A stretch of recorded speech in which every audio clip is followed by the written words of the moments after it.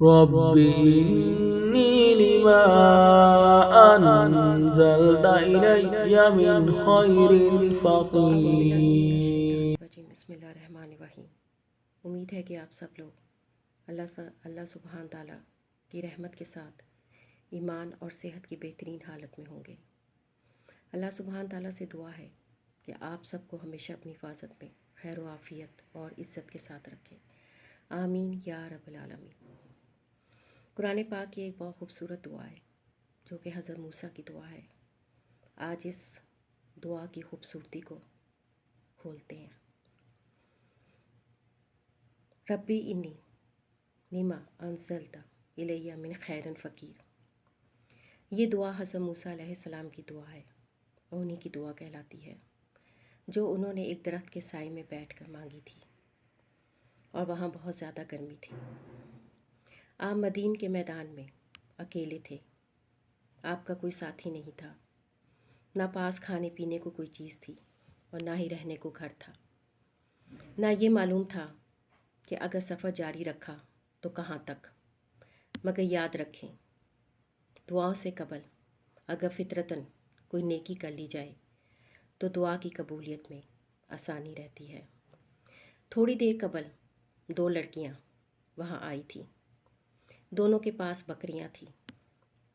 وہ اپنی بکریوں کو پانی پلانا چاہتی تھی، لیکن وہاں پر ایک لمبی لائن لگی ہوئی تھی، اس وجہ سے وہ پانی بکریوں کو پلا نہیں پا رہی تھی، کیونکہ کوئی اور چرواہے وہاں پر اپنی بکریوں کو پانی پلا رہے تھے۔ لڑکیاں اپنی باری کا انتظار کر رہی تھیں اور نہیں چاہتی تھی کہ کوئی ایسی ویسی بات ہو۔ خواتین اکثر بات بگڑ جانے سے گھبراتی ہیں، اسی لیے کیونکہ وہ خواتین تھیں۔ مگر اللہ سبحانہ تعالیٰ حضرت موسیٰ علیہ السلام کو جواب دینا چاہتے تھے۔ موسیٰ علیہ السلام بہت طاقتور تھے، بہت ہی خوبصورت جسم تھا ان کا، بڑی خوبصورت جوانی تھی، مگر نہ روپیہ تھا، نہ پیسہ تھا، نہ کھانے کو خوراک تھی، نہ ہی رہنے کو گھر تھا۔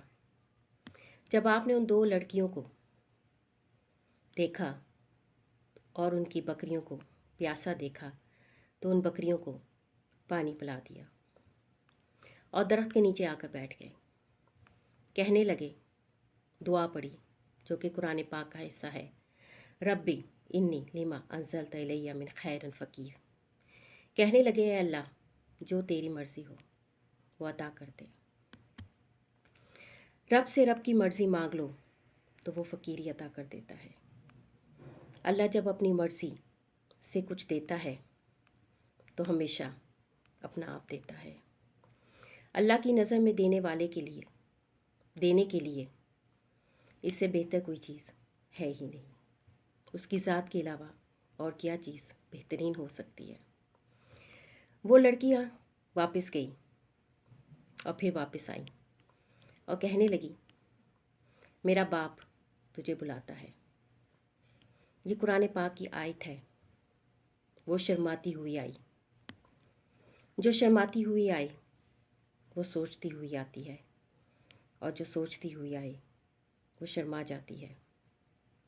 آگے بھی ایک شرم والا تھا، حضرت موسیٰ علیہ السلام۔ کہنے لگے، تم پیچھے پیچھے چلو۔ اس کی آنکھوں کی پاکیزگی کے لیے نامحرم عورتوں کے جسم کو اپنے آگے چلنے کو گوارا نہ کیا۔ اللہ نبوت دینے سے پہلے بہت سے امتحانوں سے گزارتا ہے۔ آنکھوں اور دل کا امتحان ہوتا ہے، ان کی پاکیزگی کو چیک کیا جاتا ہے، کیونکہ جس کو رب نے اپنا آپ دینا ہو اس کی پاکیزگی کو چیک تو کرنا بنتا ہے نا۔ جب وہ آگے پہنچے تو آگے ایک اور شرم والا تھا، ان 2 لڑکیوں کا باپ۔ اس نے ملازمت نہیں دی، ملکیت کا وعدہ کیا۔ کہنے لگا، اگر تو 8 سال اور اگر تو 10 سال جانوروں کو چرانے کی نوکری کرے تو میں تجھے اپنے پاس رکھ لوں گا۔ اور حضرت موسیٰ علیہ السلام نے بڑی ایمانداری کے ساتھ ان کی نوکری کی، کیونکہ وہ بھی شرم والے تھے لڑکیاں بھی شرم والی تھیں اور آگے جن کی نوکری کر رہے تھے وہ بھی شرم والے تھے، اور شرم والوں کو نور ہی ملا کرتا ہے، اور جو نہیں کرتا پھر وہ اللہ کا فیض حاصل کرنے سے محروم رہ جاتا ہے۔ اللہ کا یہ طریقہ کار ہے، کسی کو کہیں پر بھی نوکری پر لگانا ہوتا ہے تو بغیر ٹائم فکس کیے انٹرویو دلوا دیتا ہے، اور ٹیسٹ بھی اور سفارش بھی لے آتا ہے، مگر وہ کسی سفارش کسی برے کی نہیں کرتا۔ حضرت موسیٰ علیہ السلام نے ٹیسٹ پاس کر لیا تھا،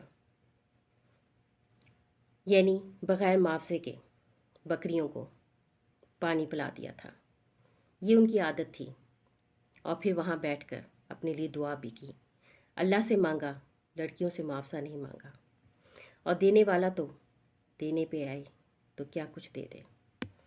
بغیر معاوضے کے بھی وہ ایمانداری کے ساتھ انہوں نے اپنا رویہ ایسا رکھا کہ دونوں لڑکیوں کو یقین ہو گیا کہ یہ بندہ فطرت میں برا نہیں ہے۔ سب کچھ ٹھیک چل رہا تھا، مگر ایک چیز رہتی تھی، وہ تھی اپلیکیشن، یعنی درخواست۔ اب مسئلہ آ گیا تھا کہ درخواست کی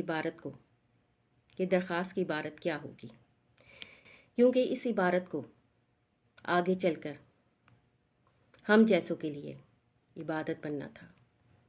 اے میرے رب، اب آپ تحریر دیکھ لیں، دعا دیکھ لیں جو قرآن میں ہے، وہی اپلیکیشن ہے، وہی درخواست ہے جو ہماری دعا بن چکی ہے۔ ربی انی لما انزلت علی من خیر فقیر۔